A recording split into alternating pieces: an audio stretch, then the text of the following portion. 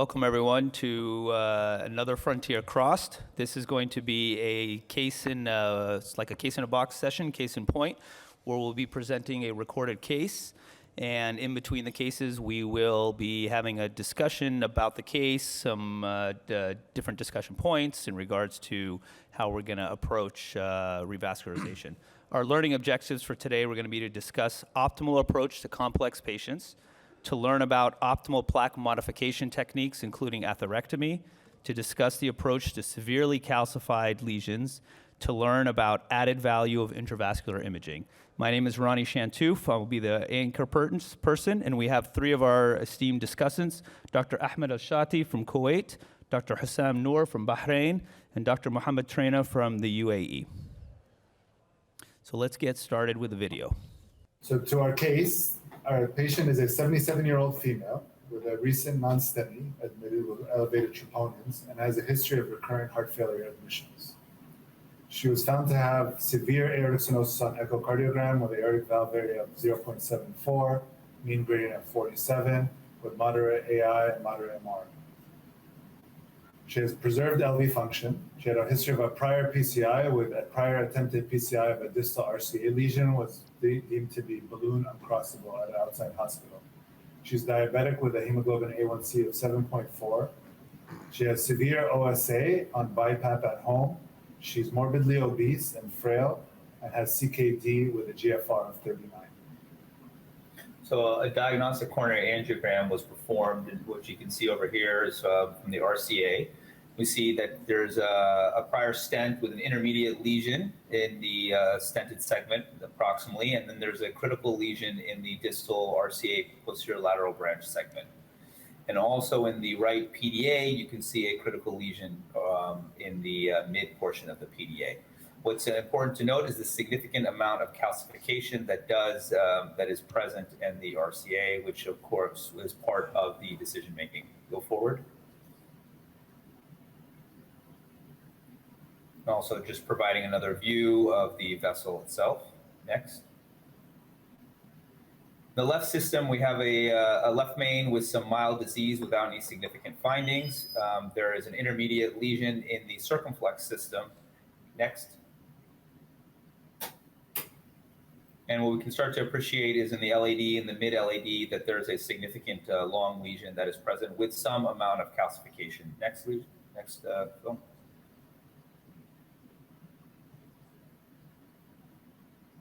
And next.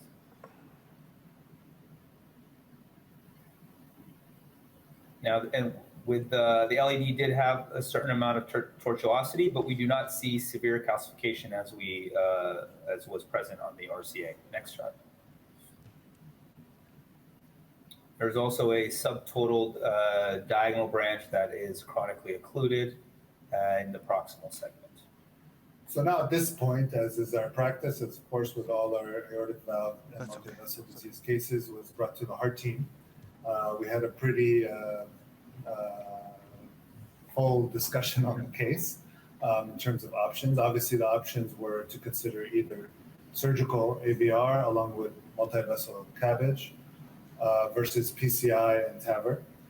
Given the comorbidities, the OSA, the frailty, the obesity, and CKD, the kind of team decision overall was that PCI and TAVR option would be the best treatment option for this patient. And so given the plan for a percutaneous approach, the decision was made to first provide complete revascularization from the coronary bed, and then the patient will be followed up for TAVR in the subsequent weeks. From the coronary perspective, the plan is to approach the LAD first, fix the LAD lesion, and then tackle the RCA, including the right PDA and the distal RCA posterior lateral branch.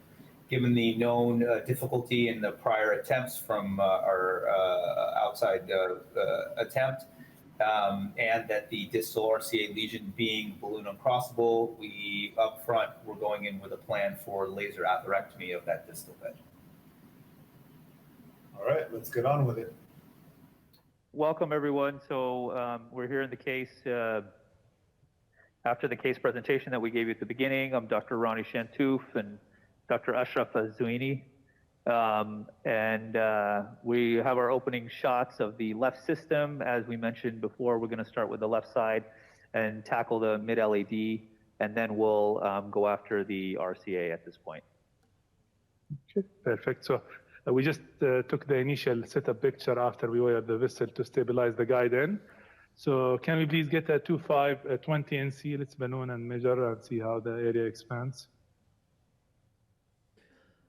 All right, so to open up the discussion with our panelists, what are our thoughts in regards to complete revascularization and also the need for any mechanical support? So we'll open up. Dr. Doerr, if you want to open.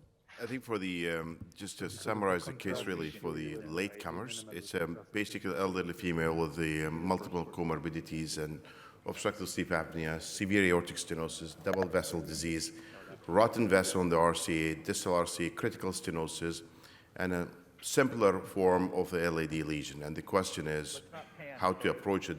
You guys discussed that, and what is the best thing for her with the doing a procedure, whatever that procedure is, with minimizing the risk of complications with a better outcome. I think that's the real thing about this case, which is a challenging case. And we're seeing these cases more and more these days. I was just talking to Ronnie, we were discussing this earlier this morning. We had a similar case last week, and truthfully, we don't have the right answer. I think there is a randomized trial in which you do complete revascularization, and then you do the TAVI, versus you just do proximal LAD, and then you do the TAVI, and then if you need to do the rest, you do it later on. So in this case, if it's in my lab and we discuss in our heart team, very likely we'll do the LAD, followed by the TAVI, and could be sometimes in the same setting, and then, if needed, to do the distal RCA. And the reason behind, in this specific case, the RCA looks rotten. It's a lot of junk, a lot of calcium, and it's not going to be an easy RCA. In terms of if you do the LAD, would I use the mechanical support system? Probably not, but I'll have a low threshold to use it if I need to, because I'm not using any kind of the calcium modification technique in this case. And Dr. Mahmoud, so we're going to see that they've started to work on the LAD vessel itself. Your thoughts on intravascular imaging and the need for it? Yeah, I mean, I think, the longer the lesion, the more calcified the lesion. I think the use of intracoronary imaging is key. I think our usage is as a lab, is about 65%. I think in something where you have dealing with a lot of calcium, unless you have a short or straightforward or non-calcified lesion, I think it provides you a lot of evidence, and the data shows that you reduce your rates of restenosis. So I think a case like this, where you're going to be putting a TAVR valve, you don't want to bring them back. You want to make sure you get the optimal result up front with imaging. Perfect. So let's circle back over to the case, and the operators are going to give a little bit of input in regards to IVUS as we go here.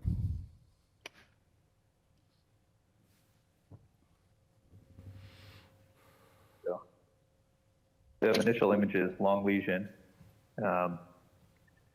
reasonable amount of calcium.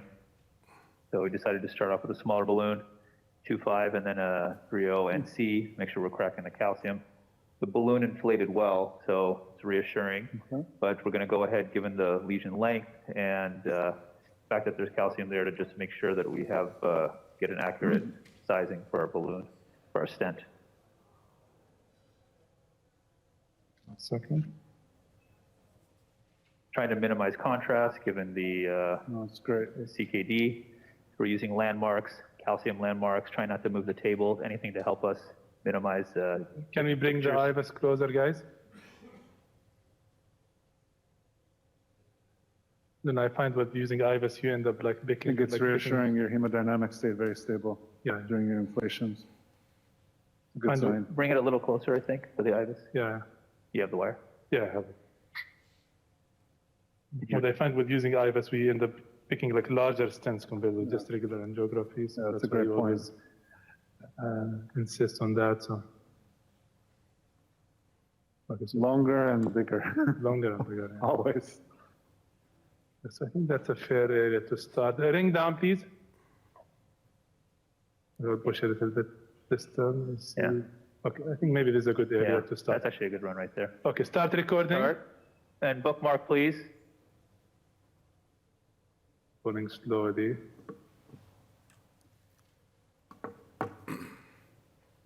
What that lesion is. You see some of that calcium, but looks cracked there on the. You can see the shadowing of the diag there to help us. Probably have to go to here, huh?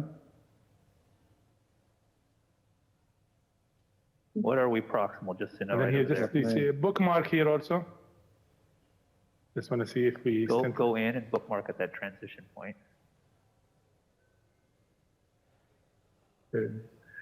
Just mobile with the heartbeat. So. Okay, stop recording.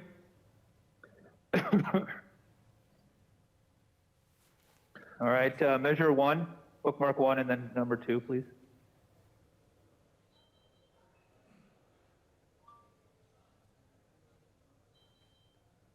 So this is a good moment for discussion in regards to the IVUS and how we can use that to sort of help facilitate things in terms of deciding on whether or not the lesion is prepped, but also for sizing. Yeah, we use it all the time, as you know, in the CTO cases and so on, and also in It's really a 3-5 non-CTO. vessel. It really helps us. So Can it looks like Can a you play complete the one. angio simultaneously so we see it? So the vessel looks a little bigger than. Yeah, so see, angiography, we thought maybe 3.0, but an IVUS, you safely can use a 3.5. And the beauty of this, it shows that the lesion, you really have to go to the proximal portion, right? Yeah. I mean, above the diagonal.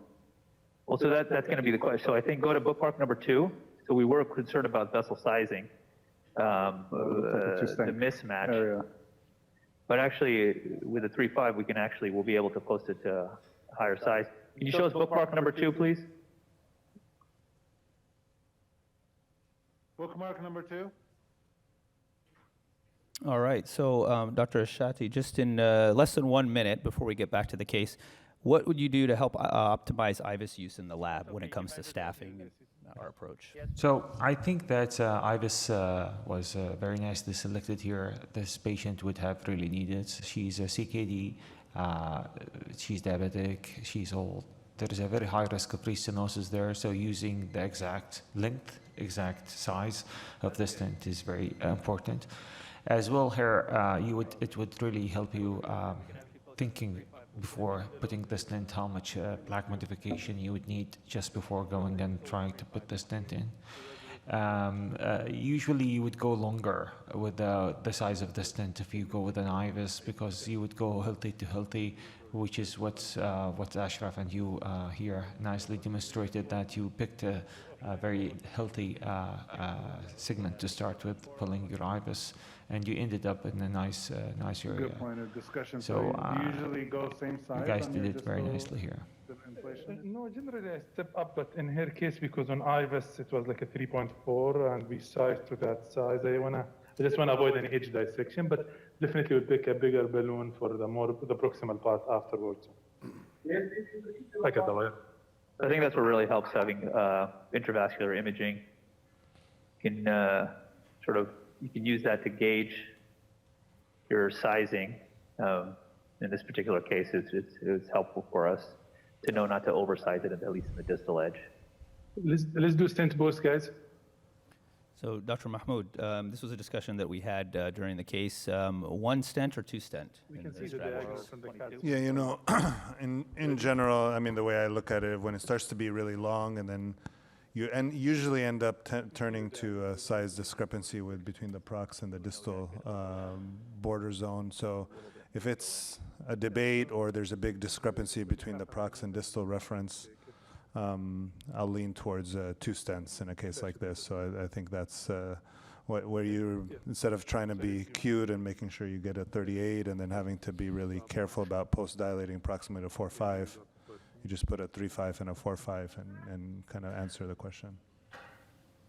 And Dr. Noor, high pressure inflations, post dilatations, or pre, a lot of times, I'm a pretty heavy intravascular image user, so I can use that to sort of gauge if I hit it enough. But what are your thoughts in regards to, is it routine? What if you don't have intravascular imaging at your lab? What should be your approach? And as you both mentioned, that the IVUS, we do IVUS before and after, depending on the tissue characteristics of the plaque and the size. So we're pretty aggressive. When I use the term aggressive, it doesn't mean aggressively crazy, but aggressive enough to get to your target lesion. So, and one thing, and I want to share this with my colleagues, is if you want to believe that, do the IVUS, do the stent, come measure at that area, which you think hasn't expanded enough. Come back again with an IVUS, and you see most of the time when you post-dilate with a bigger balloon, non-compliant balloon, that you have increased your MSA by 20 to 30%. And that has an impact on you long-term up to 8 years. Yeah, I think that's good. Not 2 years, now we have data up to 8 years. So that is a very, very important point. And Dr. Mahmoud, this patient had CKD. So what about your thoughts in regards to contrast and reduction in contrast? What are some techniques we can do in the lab? I think IVUS is a big one. So, with the use of IVUS, you can really get most of the questions you can get with angiography, and you can really minimize your injections. So we tend to use a lot, but when I have a CKD patient and a complex intervention, I'll use a lot more runs. So my an assessment on a case like this, maybe I do a pre and post, but in this you kind of do an in between, reevaluate. You can evaluate for edge dissections, all the things you can evaluate from angiography, you can reevaluate with IVUS. And you can do this kind of intervention like 30 cc's rather than 100, 150 cc's if you use a kind of IVUS-based approach. Yeah, absolutely. And I think for labs that are not using a lot of intravascular imaging, it honestly just takes a little bit of practice and time and getting the staff used to it, so you don't feel like it's an added burden, because a lot of times we want to finish the case and move on to the next case that we have lined up. But when it becomes part of the process, it really is straightforward, and it's really just another tool in the toolbox that we have. So let's go back to the case, and we'll have a little bit about post PCI IVUS and how the staff approached. Well sized. Let's transition.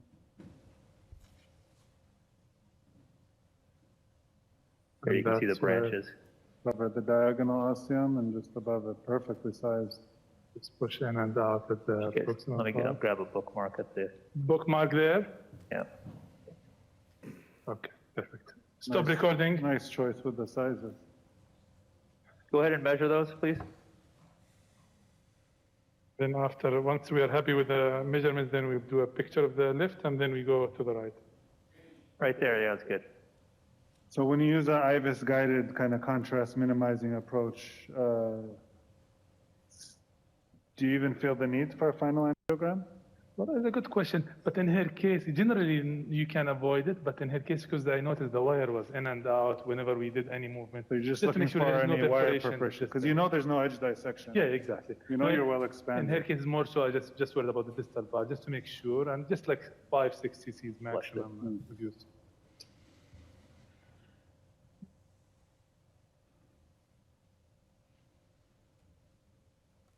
Okay, did you review the measurements? Yeah, so we have an area distal of 8.4 and proximally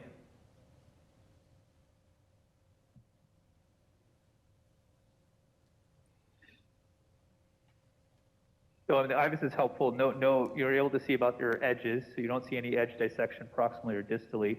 You can see that you have good expansion at the edges, and you're able to sort of on pullback see if there's any areas where you're concerned of any malapposition or underexpansion. And so for us, it's very helpful to have that kind of imaging. It gives some reassurance and also kind of more confidence that your stent is doing what you want it to do. Yeah. So here we have an area of 12.9 proximally and 8.4 distally. So well expanded stences, well opposed. I just want to fill the Yeah. guide with contrast. Okay, looks perfect. No perforation distally. And we, on purpose, we left that diagonal from the beginning. We decided we'll leave it for medical therapy. So Very our nice. fit looks very good. So. And now you fixed the easier of the lesions. Yeah, exactly. And With as about 30 that'll work. cc's, that's really nice of contrast. And as we mentioned in the presentation at the beginning, that RCA, our colleagues in another hospital tried to fix before, but they couldn't cross with any balloon, so it will be the challenge. So we were debating the best strategy to deal with this artery. So I think we talked already, why do it? So there's one discussion point, but I think given critical AS, TAVR, she's also got some chest pain with heart failure. Yeah. I think the risk of arrhythmia and during a TAVR procedure, where it's worth fixing pre. Exactly. I think it's debatable. You could make an argument to leave it alone. It's pretty calcified, but I think we felt that it's enough of a risk that it's worth doing. And I'm sure the audience I'm glad will you mentioned have this, because different during the opinions on this. procedure, even as you will see, we always keep weighing the risk versus benefit. So as we go after the lesion, it becomes very resistant, and we feel at one point the risks are higher than benefits, and we always also stop and reevaluate. So it's always to keep that in the back of the mind as we think about such cases. And then so next, I think we did have a little bit of a discussion earlier too, but just to recap, why are you thinking about laser as your primary atherectomy versus orbital or rotational atherectomy? Yeah, so the reason is, so as mentioned before, so the artery is heavily calcified, it's a distal lesion, and our colleagues already stented the proximal to mid part. So I think for me, maybe personally, when I tried to reduce the chance of a rotablation bar getting stuck and so on in this situation. So I tried to do something where I minimize the risk of that. So laser I thought would be a good option to avoid the situation, and then we can use shockwave to further augment it. But definitely, rota orbital still on the table in case we cannot cross and so on with a laser. Then we might need to revisit this decision in a few minutes. Great. Okay, you have it. Yeah.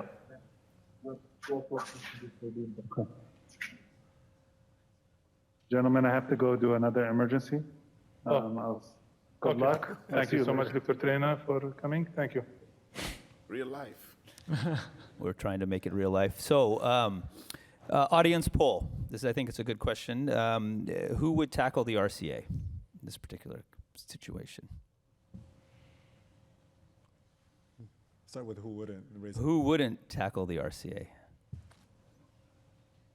Who wouldn't tackle the case? It seems like we should ask the question. Okay, well, what we'll do is we'll have some time. We'll actually have about a good, hopefully, 15 minutes or so for a Q&A where we can kind of dive a little bit deeper and have a more detailed discussion. Just to narrate in terms of where we are in the case. So this was a difficult from all aspects in the RCA. It was a low takeoff in the root. We had a lot of calcification. There's prior stents that were there. We ended up using an AR1 guide because the AL guides, both AL1 and a 0.75, would not engage properly into the RCA, and you can see even an AR1 guide is struggling a little bit. Dr. Shatti, so two questions for you. Well, one, let's start with the switching to femoral. If you were committed at this point with different guide difficulties, we were able to get a reasonable setup, but as you're going to see, it's going to be a little bit of a struggle. We got a trap liner in there. Your thoughts on going to femoral in this particular case? So I think going in femoral is quite smart. However, knowing that this patient is actually already anticoagulated for the LAD, so it has its own risks, and she is a CKD, probably her femoral are quite calcified as well, and their arteries are quite frail as well, so there is a high risk of bleeding. But I have very low tendency to go to femoral if I'm facing something like this. There is a shield of calcium demarcating the RCA. Pushing anything through that shield is quite difficult. If anything, you would not want to fight against the guide throughout the case, trying to stabilize your guide. So I would think seriously about changing the access here. So, and just to kind of reiterate what's happening here, so we have a trap liner in. We try to advance the stent. So the stent's not going around with the... I'll just pause it actually just to catch everybody up. So the balloons would not deliver, so we ended up putting a trap liner in to get better support for delivery. The trap liner allowed the delivery of balloons, however, made it difficult to deliver a stent. This was a 2.5 to the 22, and this is going to the PDA. So we did make a decision to tackle the PDA, which I think will be its own, maybe a poll we'll do at the end. And it would not deliver despite a deep-seated the guide liner or the trap liner into the RCA. So at that point, we actually made a decision to switch to a wiggle wire to allow a little bit to facilitating the delivery of the stent. The two BMW wires, so we're going to go ahead and exchange it for a better supportive wire to help us get around that mid-RCA. So this is what kind of we expected at the beginning. So the right will be a challenge, and pick your tools. There, as you mentioned, two wires, trap liner, good guide support. Now we are increasing the support we need to try to overcome this. And Yeah, clear your schedule.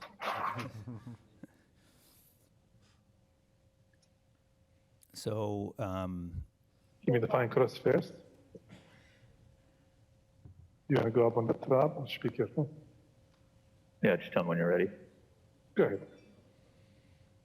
Ronnie, Okay, you're going to lose pressure here. while this is going on, I think it's, can you tell us more about wiggled wire? Because many in the region, we So for don't the use ones much in of the audience wiggle who wire. don't use trap liner much. yeah, It's absolutely. really a So, good tool to have because it saves you. here, we'll pause it actually. It's just for the. So the wiggle wire is a nice wire because it actually has inherent bends in the wire and really helps to facilitate the delivery.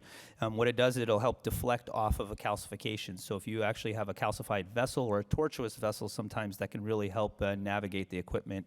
It's a wire that I picked up back in fellowship years ago. I had and it's really come in handy, and I actually do find it as a useful wire to have in your toolbox. And sometimes we forget about it. It is a difficult wire to wire the vessel with. So I would, from my standpoint, usually you want to use an exchange catheter. Use your standard wire that you're going to use to get it to the distal position, and then use an exchange catheter, whether it's a fine Cos or a Corsair or something, to exchange for the wiggle wire. The tough thing about the wiggle wire, which you'll see a little bit of in the case, is once it gets pulled back, you sort of lose the benefit of the wire, and so you may have to sort of go back and forth in regards to using an exchange catheter. Many steps, like rather than inserting a trapping balloon and other things, so it gives you the support as well as the trapping wire? curvature. Yeah. Okay.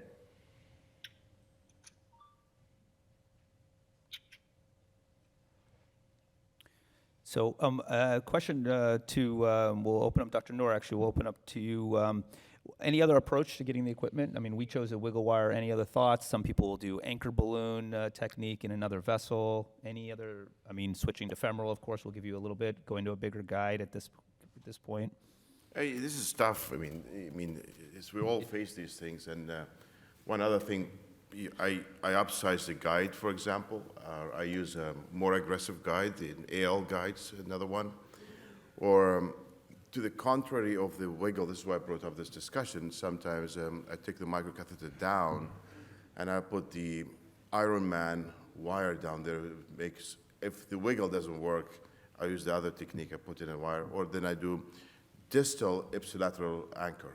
So I put a wire, take a balloon, if I could, a small balloon, really distal, and I have an ipsilateral anchor if I really have to do it. Yes. And so I think the video's stuck. If we can get the video to play. In the meantime, we can, another question, knowing what we're dealing with in the PDA as we get ready to tackle the distal RCA, what are the thoughts in terms of how we would approach? Dr. Mahmoud. Sorry. So, yeah, sorry. So given the struggle we've already had with the PDA, which was, the easier of the two lesions, what are your thoughts in regards to how to approach the distal RCA PLB segment? In terms of the stenting, or? Just, the management of getting equipment down, the stenting, the approach here. Yeah, I think you're going to have to use your support, strap liner. I think you're gonna have to modify this calcium because stents aren't gonna get there if you don't Curvability, yeah. do something with that calcium.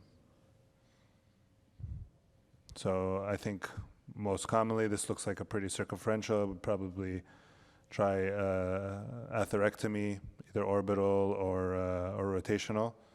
But you guys are doing a lot of laser, so I think it's a good laser case as well. I personally haven't done much, so I usually send it to you and Ashraf. So, okay, so we have a little stall on the audio. So let's, I think this will be a good, actually, moment we can open up in regards to atherectomy approach in general for calcified or fibrocalcific vessels. Dr. Shati, do you want to kind of comment just in general? And we'll get the video portion figured out. Well, I think atherectomy here has its own good points. It's a very calcified artery. However, there is two cons for it in this particular case. Severe calcification and bend in the RCA make it make it risky that you're going to go through this bend in the RCA. You might end up injuring the RCA itself. The other risk is the patient is severe aortic stenosis. So stalling in the RCA and you have a low output state put her at risk of cardiac arrest as well. And she probably have some conduction problem to start with. Being severe aortic stenosis, they are very prone to have conduction problem. So this is a very difficult situation. If you're going to do rotablation for this patient, you would be very short runs and guided, maybe even by a guideliner, if you can deliver a guideliner down there, just not to go through the bend over and over, otherwise you might get stuck. And Dr. Noor, just in general, what is your experience and your approach in regards to choosing between, let's say, orbital and rotational atherectomy? And what is your do you have an algorithm in mind when you would choose orbital? Are they the same to you? What's your approach? I think it also depends on the size of the vessel. If I cross with a wire and I can't cross with anything, I typically go with a rotational atherectomy. Two reasons: I have more experience in rotational atherectomy than orbital atherectomy. So in my hands, I'm happier to use rotational atherectomy. It's faster, quicker. If I have a bigger vessel that I need to really do that orbit, then I will use the orbit. That's the approach that I have in these two. They're different, actually. They're not the same. And if it's really, if I can't even cross with the microcatheter, and I want to change to the rota wire, I go rotational atherectomy. I know it's going to take me ages to do that. Okay, great. Dr. Mahmoud, you deployed a stent. You thought you, looks like we have it working. No, it's 2145. It stops. It stops at 2145. Yeah. Keep going. Well, okay. So you deployed a stent, and it is underexpanded. What is your approach? So I think this is where the IVUS would have helped you first. So you would have, I think the IVUS in something like this is a lesion you would definitely IVUS after you dilate or atherectomize, or make sure that you effectively crack the calcium if it's calcium, or effectively, broke the lesion if it's plaque. Because that's the worst scenario to have, is once the stent is in, it becomes much harder to treat. So very much easier to modify a pre-stent than post-stent. So then at that point, you're looking into, first you'll start with non-compliant balloons and dilate, and laser is obviously another option if that all fails. Lithotripsy has actually been nice in cracking post-stent dilation. I've used it in restenosis cases for underexpanded stents, but haven't had to use it yet in a freshly placed stent that didn't expand well. We're still having. I think we're working on that. I think it's we're discussing this among colleagues, and the question is: you decided already in a severe aortic stenosis patient, you fix the LAD, and you have distal RCA in a difficult, terrible vessel, and you're now struggling in the middle of it, right?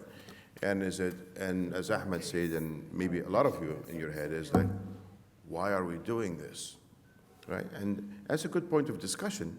And if we got to struggle into that, and then the safety could come into question, and I say, okay, well, you know what? We've done the most important one. Shall we, and this is another question that comes up, shall we just hold it at this time, stabilize the patient, have her valve in, and if need to be done for the RCA, we can always bring him or her back again. So there's a lot of back and forth discussion, and it also depends on what equipments you have, how support you have, and what the patient wants. But these are the things that has to come in your mind. I mean, I tell you from an experience, we had a case, not in TAV or aortic stenosis, went heavily calcified, bad vessel, went down, burr got stuck. And you're in a mess. We were in a mess. And then it took a lot to save that patient. And you change from a stable patient in a very unstable and potentially very bad outcome. So we have to be cognizant about that. It's about these kind of cases. Yeah. Sorry, Rani. No, please. The gentleman has a question. Rani? A fantastic case. Thank you for presenting it. Just for argument's sake, I'll go back to Dr. Noah's question. You have suboptimal deployment of a stent, and you are stuck with it because a lot of calcium is there. Can you rotor? I have done it. Can you rotor through the stent to shave off the calcium, or you won't do it? A fresh stent? Yeah, you just deploy the stent and suboptimal. You have done on IVAS. You found a lot of calcium. It will rotor? become like a shawarma. If you just deploy the stent right now, and you're not happy with it, don't use rotation atherectomy, because you're just going to end up with an even worse scenario. So what will be the other scenario? What can you do? You have got a lot of calcium and you have Prevent it first. Well, let's say, for argument's sake, it happened. Then balloon it as much as you can. Any of these, now people could use laser, shockwave.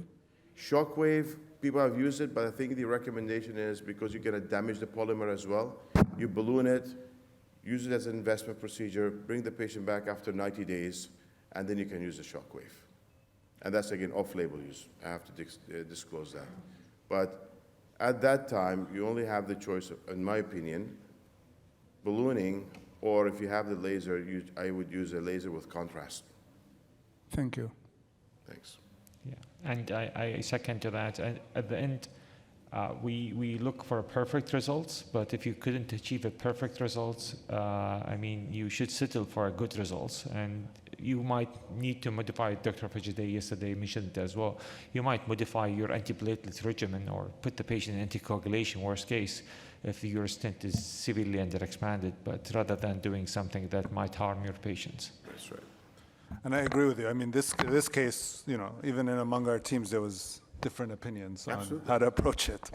I think what pushed the operators was the fact that she had a non-STEMI, EKG changes, ischemia seemed in the inferior wall. But you're right, a majority of our AS cases that we're doing TAVR on, we are very conservative with the coronaries unless they have angina or prox-LAD. So this was a very debatable challenge, and I think the key is when you approach this challenge, you're also ready to call it a day if things are not going as well, and have a plan to get out, because the last thing you want to do is this patient to have VF or VT or hypotensive, and game over. You know, at that point, there's not much. You know, we talked about mechanical circulatory support, but there's not much options. What are you going to do? ECMO? You know, there are not a lot of that you can do in a critical AS patient. That's right. Yeah, good enough. All right. All right, let's continue with the case. Unfortunately, I had a backup version, but the sound is not coming through. But that's okay, because actually the majority of the rest of the case is us talking, so it works out okay. So just to kind of catch us up where we are in the case, there was the fine cross. We were doing an exchange for a wiggle wire, and the fine cross itself would not actually go over, so we switched over to a Corsair Pro in order to allow the delivery of the wiggle wire. At that point. Once we actually had the wiggle wire in, we were able to deliver the stent, and this was a 2.5 by 22 Frontier Onyx over the wiggle wire, and it actually went very smoothly. You can see it kind of just delivering right in. So I think that was a big change. With the right setup, we were able to get the stent delivered. Clearly a difference in the ease versus the BMW wire. The vessel was, the stent was post-dilated with a 2.5 immediately after. We stayed same size as opposed to upsizing, which I would do in general, at least try to get 0.25 up above. So I think a discussion point for everybody, we're really trying to minimize contrast in this case, and we made the decision, she's clinically stable, she's hemodynamically tolerating it, that we did not take sort of puffs in between at this point. What are people's thoughts in terms of, how often are you looking in between these particular cases? So, Dr. Ashati, if you want to comment. So, to be honest, if you do imaging, that's the beauty of the LAD. That when you have an IVUS, you don't do any puffs. Like, you don't have to do any puffs. You know its exact sizes. You know everything. In this case, I would take as minimal as possible because you have a lot of gear anyway, and you might dissect the proximal RCA with those many gears. You're gonna puff through guideliner, through those stuff. So as few as possible, especially that you have a very good diagnostic one that you have taken before. Yeah. So I think that helps. I mean, I know there are some of the imaging systems. This is where there is a tug. Oh, I guess we do have audio. moving. There you go. All right. Okay, stop. Stop. So, So Let's see, I one think thing. hopefully we have enough support to pass the balloon. Let's see. Which balloon do you want to use? Should we just try a fresh 2.0? Yeah, just to definitely a fresh mix one. them? Yeah, give us guys a fresh 2.0 balloon, please. 2.015. so at this point, what we did actually, given what we dealt with the right side, we actually ended up exchanging the BMW wire Alright, so on this was the distal this was the RCA difficulty, system as and you put the were wiggle saying. wire in there just in anticipation that would be a problem, patient as just opposed to after trying lab to time, we were reattempt unable the to same get issues on any the left side. So equipment immediately across. switched to a more supportive we sort of wire. knew this going in. We reattempted a 2.0 balloon to see if it would cross, as you even were though that saying, we had information from prior we were colleagues that hoping it wouldn't, laser and now demonstrated that we still could not get a challenge 2.0 getting it around balloon the cross even RCA. with the trap liner.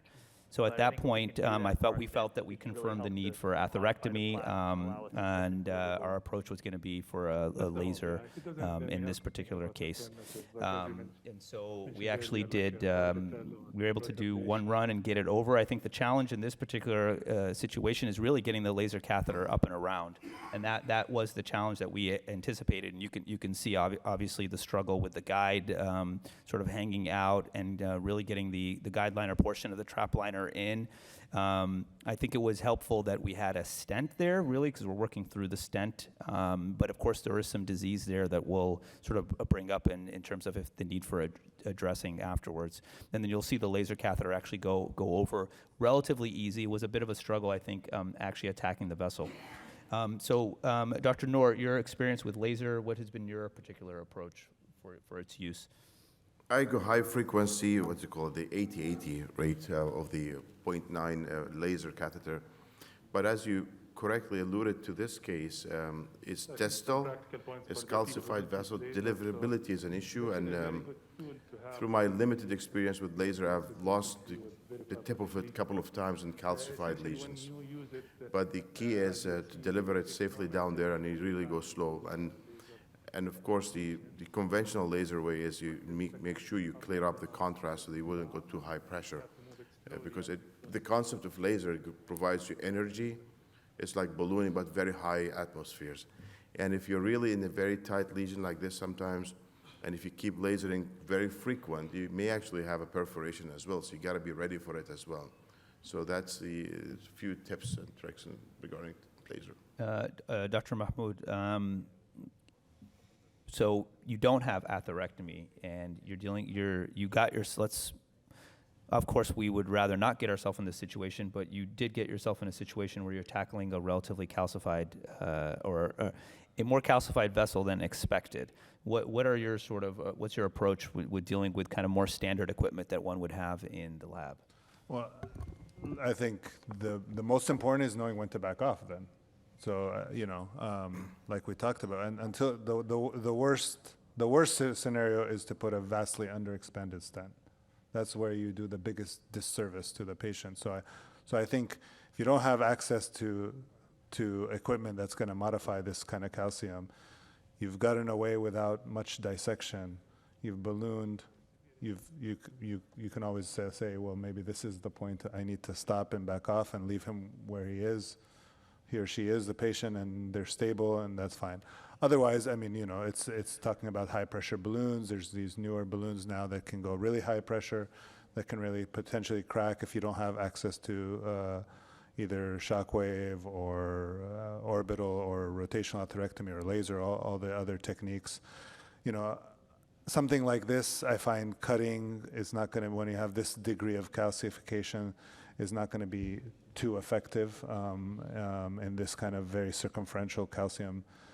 It's going to be hard to get a really good result, and that's very deep as well. Ronnie, you guys use laser, and do we think that the laser would crack the calcium, or does it ablate the tissue around the calcium, or makes the vessel more compliant? Yeah, so it's more about the fibrocalcific portion of it, the fibrous tissue, that where laser seems to maybe excel relative to ablating the calcification. So I think of it more of as just really modifying the plaque enough to allow me to kind of move forward and do the rest of the case. I'm not expecting really to see sort of ablative changes.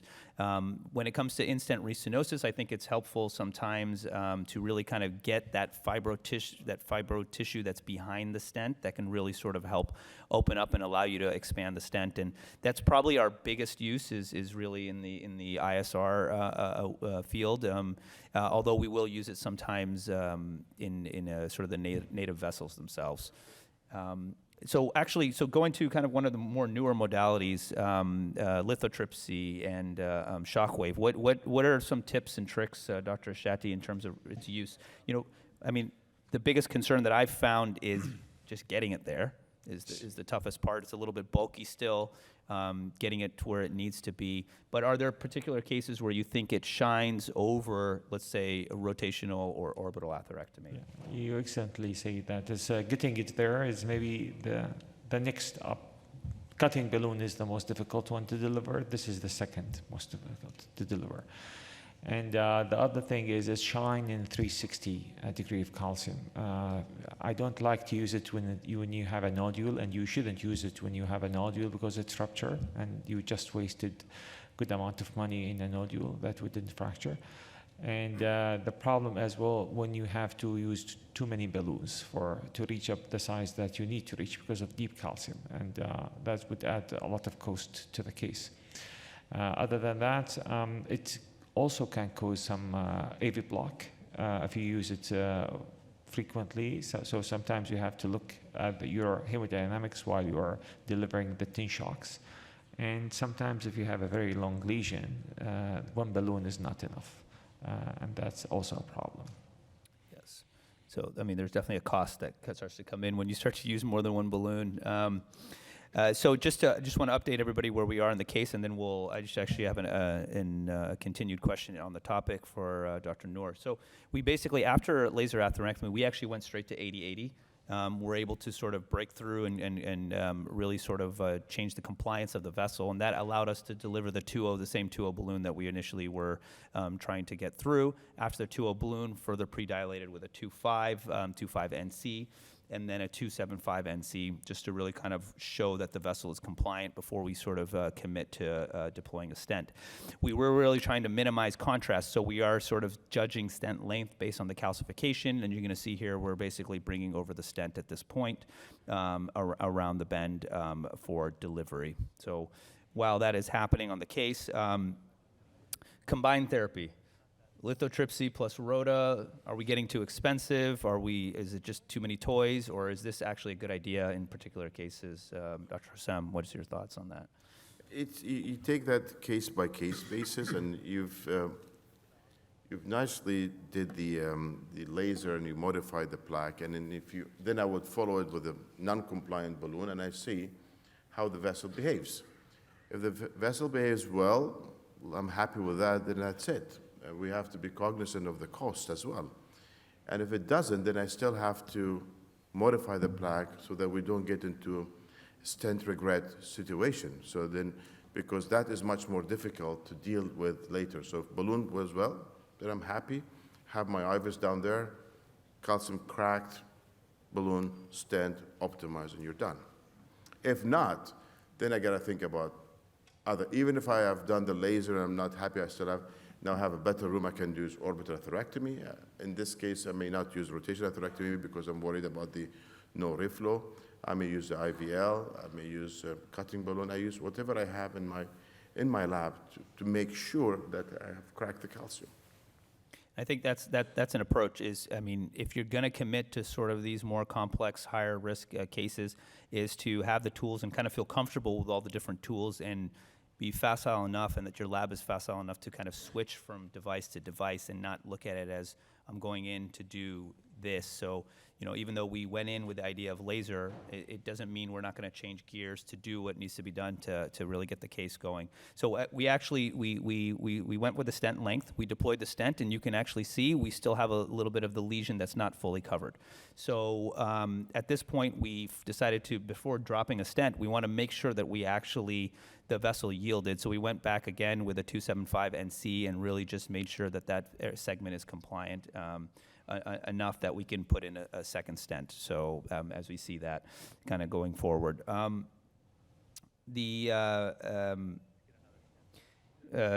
Mahmoud, so in regards to the patient, so what's your thoughts in regards to, as you obviously you're our main one of our, you and Dr. Ahmed are really our main structural folks at Cleveland. So timing, we're finishing this up, everything goes well, assuming everything is fine. When do you want to bring this patient back for TAVR? Yeah, so, you want to give her some time to recover. So this is a pretty major intervention. You just did a lot of work. We had a debate whether we should even do it in the beginning. So I think giving her some time, recover a couple weeks, would be my plan. If it's for simple PCIs and patients are, so I have a patient comes in with acute heart failure, found to have a 90% prox LAD. I'm okay with doing it a day or two before, or sometimes we do it at the time of TAVR. But for a complex intervention like this, I'd probably like to wait a week or two. Always knowing that once you have severe AS asymptomatic, you don't want to wait too long. All right, great. All right, so we have over here just, I think this is where we're either post-dilating. Yeah, this is post-dilating with an NC. And actually, and we still see an area. You can see it right there. You see a little bit of area. And so don't give up. I think that's one of the other things. We see a small area. We took a smaller balloon and really hit that focal spot to expand it. And so this was, we thought we lesion prepped it, quote, perfectly, where that stent is just going to expand beautifully, but we can really see that. Actually, I find, stent boost or clear stent or whatever system you have is actually quite helpful. You can really see the stent architecture and whether or not it expanded. So we took a short balloon, and this really helped yield the vessel, the stent. Any other thoughts? We're stuck in this situation. Dr. Ashati, what are we going to do? We thought we had everything figured out. We got the laser in. We did all the stops, and we're still getting a slightly underexpanded stent. And I think here OPN maybe or high pressure balloons, any high pressure balloons comes handy. And it's relatively cheaper than IVL, and it's worth to start using it first. I would use 1:1 or 0.75 to 1 at least sizing, and see how much it can grow. You can go up to 40 if you have the right deflator for it, and usually it have a good results to yield, and they are relatively easier to deliver distally comparing to IBL.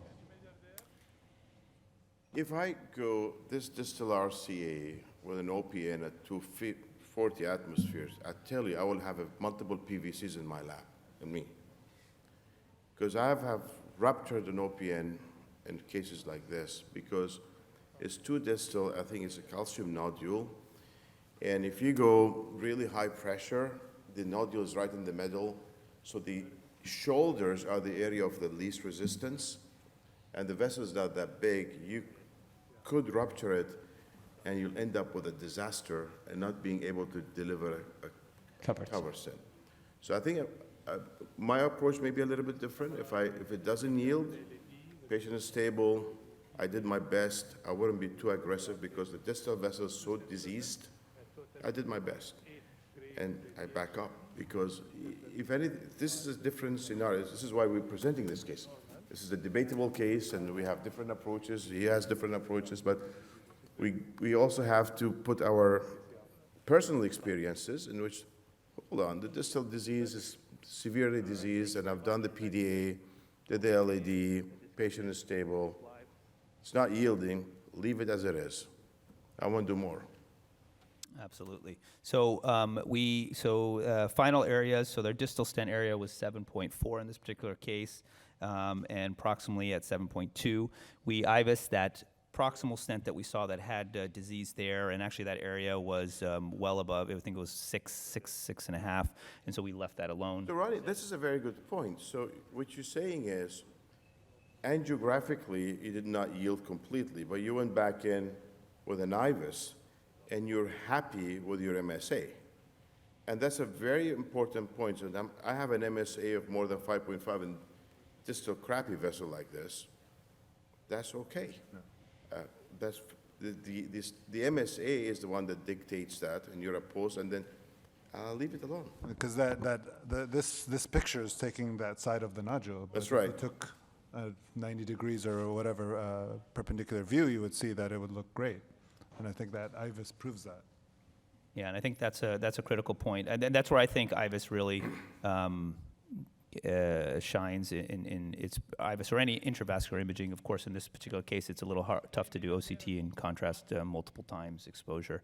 So I think we have a few minutes. If anybody have any questions from the audience, we can open to Q&A, or if anyone just want to kind of open up for a discussion.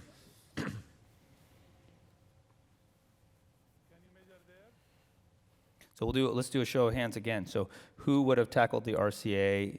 Who would have not tackled the RCA? Who would have tackled the RCA? Who would have just not tackled the patient? So, Please. It's very promising that the interventionist himself was raising his hand. He will tackle the RCA again. So, thank you. Very challenging case. I'm just thinking, in retrospect, when you were planning this case, I'm sure you put into consideration the presence of severe aortic stenosis. If the patient has, especially with this, I would say, funny orientation of the RCA, with this guide is not well seated, and it's prone for dissection, even aortic coronary dissection. What was your plan if you have kind of serious complication in the form of perforation, aortic coronary dissection, no reflow? Would you put a plan to salvage or to bail out, like to deal with the coronary if the patient has hemodynamic instability, balloon the aortic valve or so? I mean, this goes more with not to do the RC, especially the distal part of the RC. You have a plan for this? yeah, well, so I think one of the things is we really do take the heart team approach seriously. So these cases are done with our CT surgery colleagues, aware that the case is literally to the point they're aware the case is starting, and they're aware for any sort of backup.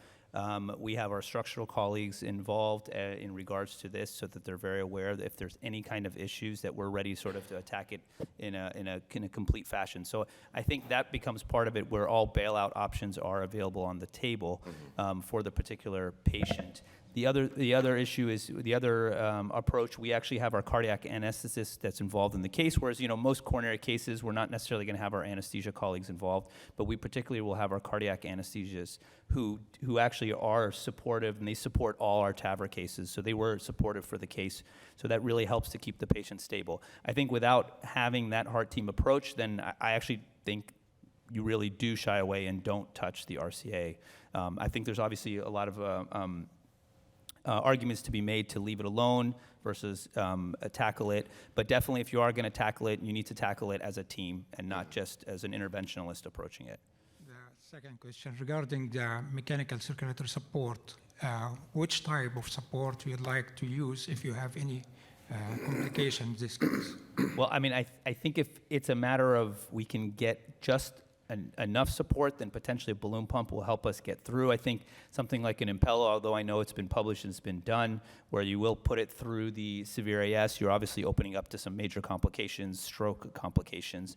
ECMO, we do use ECMO, but I think that would have to be very patient specific if we are going to really take on that challenge in that particular moment. It really becomes a clinical judgment, I think, at the time, and we did have a discussion in regards to that. And we sort of had our bailout parameters set, especially if the patient showed any signs of sort of instability where we should just stop and pause and reassess for the case.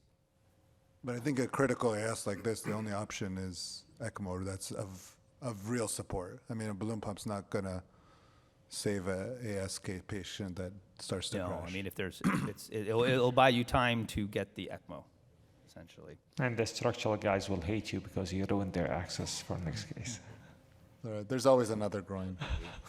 He'll find an access point. All right, I think are we at time, or are we have questions still? Oh, we still have 4 minutes. Oh, great. So if we have other questions, please. Thank you so much, Dr. Shantoff. This is really an interesting case. I have a quick learning point, maybe, not a question. In the RCA, there were a lot of lesions, so we did the distal. What about the early mid? There was a lesion in the early mid as well. So did you do that, or you just came out and shut the? We left that alone. Actually, on IVUS, the area was well above 5.5, Okay. so we decided not Got to it. touch it. We were aware of it, and sort of, and I think that's also, you're sending the trap liner all the way down. You sort of have to be prepared to have to deal with it. I think it was a little bit easier for us to tackle that because it was a stented segment. So we felt, and it's an old stent, so it's sort of endothelialized in regards to us sending a trap liner in there. But I do think that the case would essentially be very different if it was a native lesion that had that disease there. But we IVUSed to make sure that was something that we can leave alone. Had there been no IVUS in a center, would you do that? No, I wouldn't have even done the case, personally. I think without intravascular imaging, this is not a case to go after.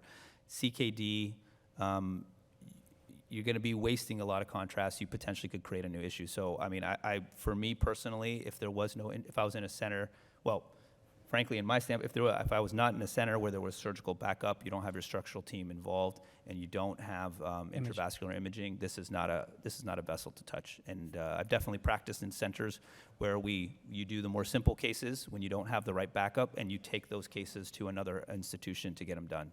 Yeah. Got it. Thank you so much. Got a question for you, Ronnie, and the rest. Would the degree of the severity of critical AS make your approach different? So if you have, same patient, I don't know what was the mean gradient. Let's say her mean gradient was 60 across the aortic valve. Would you have tackled this differently versus if you have, normal flow, low gradient, severe AS? I think that would change the case. I think if this was also, for example, a low EF patient, now you're really dealing with a high risk.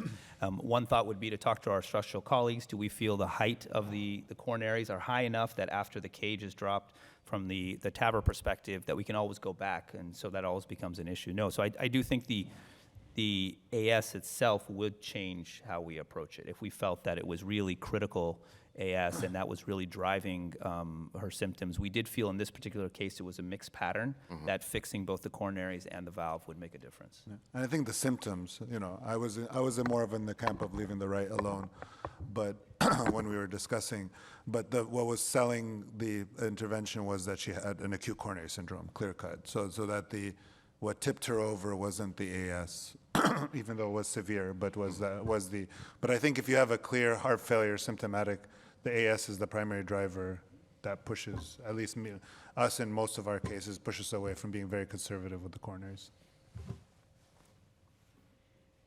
Any last? No, that was a great success, great case. So update, so patient got her TAVR and is doing well, actually. So, I mean, Dr. Traina can talk a little bit more. Yeah, we just did it 2 days ago, Tuesday. So her coronaries were low, but her root was big. So there's plenty of room for getting back into those coronaries. I mean, I know your stents don't restenosis, Ronnie, but in case they do, well, there's room to get back into. So we use the balloon expandable valve, and so there's room in there to get back in. That's great. Good job. All right, well, thank you very much. If there's no other questions.